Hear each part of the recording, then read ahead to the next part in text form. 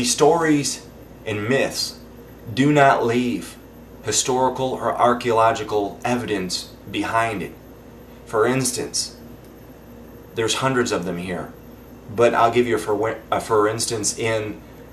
I'll use the story, one of the greatest stories that is almost unfathomable by our standards. It's unthinkable by our standards, and that is the story of the Red Sea crossing, where God brought the children of Israel out of Egypt, out of bondage, and He did it by the power of by supernatural power, and He drowned the Egyptian army and Pharaoh in the Red Sea. Now, if that was a story, there should be no evidence at all. But see, the atheist has to step over that. He has to pretend it doesn't exist. He has to try to explain it away, and he can't, so he doesn't want to talk about it. You see, when you go to where the Red Sea is, there archaeologists have found two 17-foot tall pillars.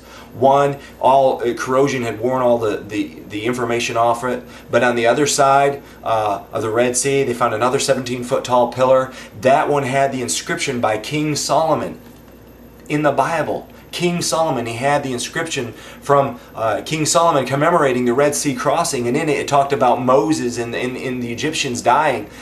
They took very expensive deep sea water cameras down below the ocean floor and between those pillars, and they began to explore in there. And do you know what they found? They found chariot wheels. They found chariots and horse bones and human bones. There's an army buried under there. And you know, I remember when I was growing up, I would hear preachers talking about there's going to come a day, according to this Bible, according to Daniel and Revelation, that there's going to come a one world government or a new world order, and they're going to merge all the governments into one government, and there will become a one world dictator who will obviously become the Antichrist. That's what the Bible says. And you know, a lot of skeptics, they don't believe it. You know, I might not have even really quite believed it all the time. Maybe it was in the back of my mind as I was growing up, but they're talking about it now. What are the odds? What are the odds? 2,000 years ago, even longer with Daniel. You're talking prophecies that are over 2,000. They didn't understand that. And they were talking about there's going to come a one world government, a new world order. You know, I remember hearing preachers talking about that 10, 20 years ago. And I'm seeing it unfold in my eyes. It's all over the news media now. There is a global meltdown coming that they want one world order, a new world order at the end of this event. The new world had been called into existence. But the burdens of global citizenship continue to bind us together. Partnership and cooperation among nations is not a choice. British Prime Minister Brown today declared a new world order is emerging. We needed a new world order. A new world order. New world order. New world order. A new world order. We've got to give them a stake in creating the kind of world order that I think all of us would like to see. And those people who have been yelling, oh, the UN's going to take over global conspiracy government. Theorists. They've been crazy, but now they're right. Yeah, well, when it's happening. When Geithner said he would be open to the idea of a global currency last week, yeah.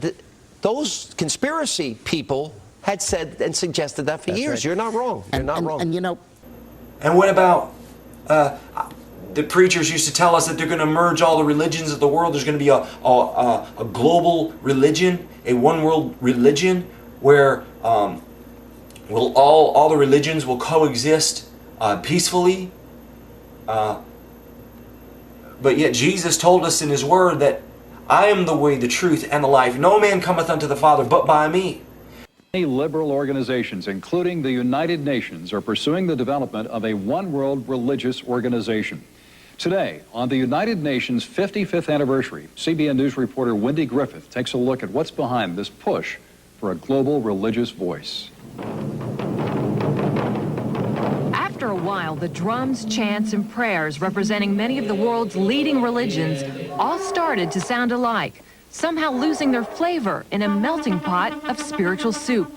The first ever Millennium World Peace Summit of religious and spiritual leaders took place at the United Nations in August, and some believe it marked the first major step toward a movement to usher in a global spiritual body that may one day speak for all religions.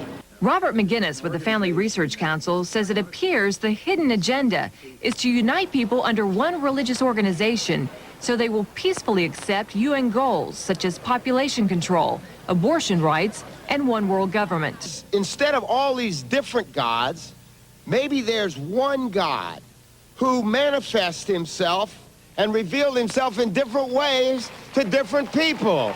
You know, what about that, huh? CNN founder and billionaire Ted Turner was the honorary chair of the World Religion Summit. Turner, known for his critical views on biblical Christianity, promoted the New Age concept that there are many ways to heaven.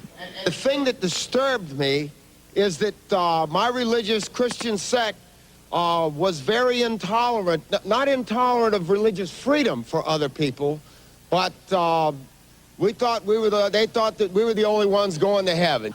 Supporters of a global religious voice have come down hard on evangelical Christians who refuse to adopt their New Age agenda.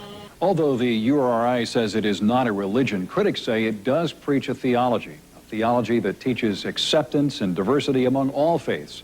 Those who push for a global religious organization believe that all religions, while different on the surface, are each valid pathways to God. And what about the mark of the beast? The Bible said in Revelation 13 that he was going to cause all, both small and great, to receive a mark in, not on. That's where these movies back then, they didn't understand the technology we were headed towards, so they made like these barcodes. No, it's the mark in the right hand or forehead.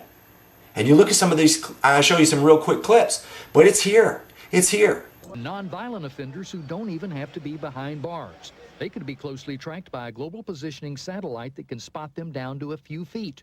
Electronic boundaries like those we impose on pets could be set up for these inmates, and surgically implanted electrodes could even shock them until they return to where they're supposed to be. One thing we could implant would be a subliminal implant. In other words, basically a message is being typed into the subconscious constantly. Do the right thing, do what's required of you, be a good citizen, don't disobey the law.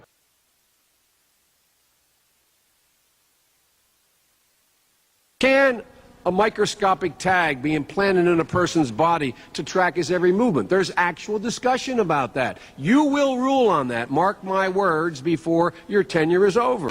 More than 100 law enforcement officials in Mexico are having microchips implanted in their arms. The chips allow a person to be scanned, sort of like a cereal box at the supermarket. We are working on a product that we have called internally a PLD.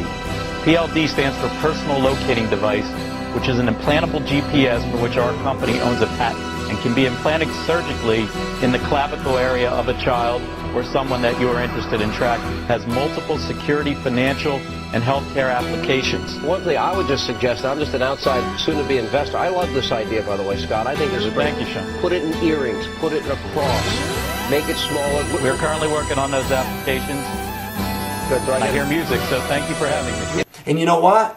Even though you didn't believe it, you didn't stop it. You didn't stop these prophecies from coming to pass. And you didn't wipe away, by your unbelief, you did not wipe away the past historical evidence that we have of the Old Testament. And you're certainly not, by atheistic or agnostic or skepticism, you're not stopping the prophecies from coming to pass. They're coming to pass, and they're coming to pass very, very quickly. And unfortunately, there's another thing that concerns me. I don't know if this is it, but in Revelation it talks about the fifth and sixth trumpet. Let me read this. And the second angel sounded, as it were a great mountain burning with fire was cast into the sea, and the third part of the sea became blood. And the third part of the creatures which were in the sea and had life died, and the third part of the ships were destroyed. Third angel sounded, and there fell a great star from heaven, burning as it were a lamp, and it fell upon the third part of the rivers and upon the fountains of the water. And the name of the star is called Wormwood, and the third part of the waters became wormwood. And many of the men died of the waters because they were made bitter. The term doomsday scenario is not far off. Our third story, what then is the next step worse than doomsday? As forecast here 2 weeks ago, evidence now of the possibility that something called an underground blowout might be happening. Oil seeping outside BP's damaged well through the ocean floor. That new information coming from Senator Bill Nelson of Florida, referencing fears he addressed in a letter to BP. Andrea, we're looking into something new right now, that there's reports of oil that's seeping up from the seabed, which would indicate, if that's true, that the well casing itself is actually pierced underneath the seabed.